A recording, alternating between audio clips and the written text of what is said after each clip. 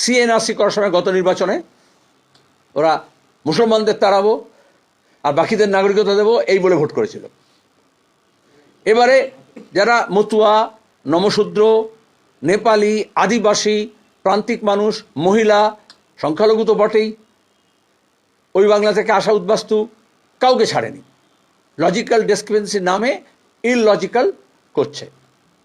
আমরা যেদিন থেকে এসআইআর ঘোষণা হয়েছে মাঠে নেমেছিলাম, ভোটাধিকার রক্ষার জন্য ফর্ম ফিল আপ করার জন্য সহায়তা কেন্দ্র করা হয়েছিল, এবং জানুয়ারি মাস থেকে হাইকোর্টে এবং সুপ্রিম কোর্টে আমরা কেস করি।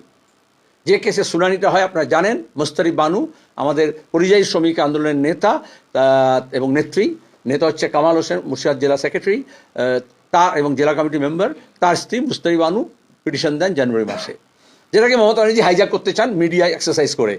$1 মিলিয়ন এক্সারসাইজ হয় এগুলো, যে কীরকম মমতার ইমেজ বিল্ডিংয়ের জন্য, যেরকম মোদির ইমেজ বিল্ডিং করা হয়, এবং ভাড়াটে এরকম মিডিয়াও আছে, তারাও নেমে পড়ে।